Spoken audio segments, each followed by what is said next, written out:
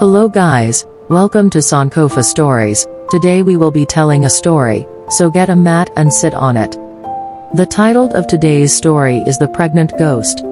So before we start, I want you to like this video if this interests you and hit the subscribe button below and go to the comment and write what you learnt from this story. This will encourage me to write my interesting African stories. So let's get started. In a small, remote village, nestled deep within the forests of West Africa, building a family and raising children in the peaceful village they both called home. But one fateful night, something extraordinary happened. Amina was walking home from the market when a strange, eerie fog descended upon the village.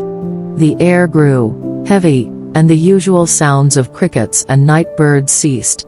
As Amina hurried along the path, she saw a figure ahead. At first, she thought it was an old woman, but as she drew closer, the shape revealed itself to be something far more unsettling. A pale, translucent woman appeared before her, glowing faintly in the darkness. Her long, flowing white gown billowed as if moved by an unseen wind. But what truly struck Amina was the woman's belly, huge and swollen, as if she were heavily pregnant. The ghostly figure looked down at Amina, her eyes filled with sorrow. "I am Binta," the ghost whispered, her voice barely audible above the wind. "I was once a mother, just like you. But my child was taken from me before it could see the light of day. Now I am cursed, doomed to wander, carrying my unborn child forever." Amina, both frightened and moved by the ghost's words, asked, "How can I help you, Binta?" The ghost's voice trembled as she spoke. "Only you can break the curse. The spirits of my ancestors have bound me to this earth, and I must find peace before my child can rest. You must take my place. Carry the child until it is born, and give it a proper burial." Amina, terrified but filled with compassion, agreed to help. The ghostly figure vanished, leaving behind a faint scent of lavender and damp earth. The next morning, Amina felt a strange sensation. Her belly seemed to swell, just as Binta's had. She was bewildered, but the people of the village soon noticed and spoke in hushed tones. Rumors spread like wildfire that Amina was now carrying the child of the pregnant ghost. As the days passed, Amina's pregnancy grew more apparent, though there were no signs of a normal baby inside her. No movement, no kicks. Her belly seemed to be filled with a heaviness that she could not explain. Yet, she could not stop herself from feeling the strange pull to carry the child to term, as the ghost had asked. Months went by, and the villagers were divided in their opinions. Some believed that Amina was cursed, others that she was a vessel of the spirit world. Kwame, her husband, remained by her side, supporting her in every way he could, though he too could not fully understand what was happening.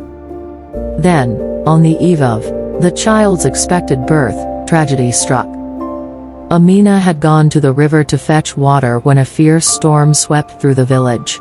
Lightning crackled across the sky, thunder shook the ground, and a violent wind tore through the trees. In the chaos, Amina slipped on the slick rocks near the riverbank and fell, her belly striking the jagged stones below.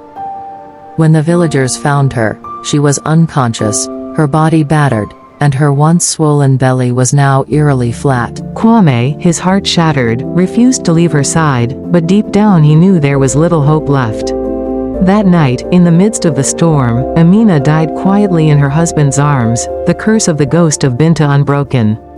The village mourned her loss deeply. They had witnessed her strength and bravery, and yet, it seemed that fate had taken her from them. The sorrow was so overwhelming that even the sky wept, with the rain continuing to pour through the night. But then, as the storm passed and the morning light broke through the clouds, something miraculous happened. The ghost of Binta appeared, her form glowing softly in the dawn light.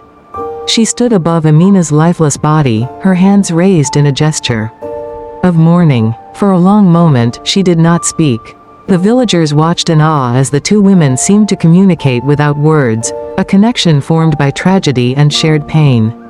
Then, Binta's voice echoed softly through the village, "Amina, my sister in spirit. You have given everything for me. You were not meant to carry this child alone. You are free." As she spoke these words, a gentle wind swept through the village, carrying Amina's soul with it. And as the villagers looked on, they saw a small light rise from the earth where Amina had fallen, carrying her spirit and the spirit of Binta's unborn child into the sky. Amina was gone, but she had fulfilled her promise, breaking the curse and allowing the spirits to finally find peace. Kwame, heartbroken but grateful for the courage Amina had shown, remained in the village, caring for their home and honoring her memory. The villagers came together to hold a grand ceremony in Amina's name, celebrating her sacrifice and the freedom she had brought to both the living and the dead. From that day forward, the tale of the pregnant ghost was told with both sadness and reverence. It was a reminder of the deep connections between life and death, of how love could transcend even the most tragic of fates, and of the incredible strength that one woman had shown in her final act of kindness.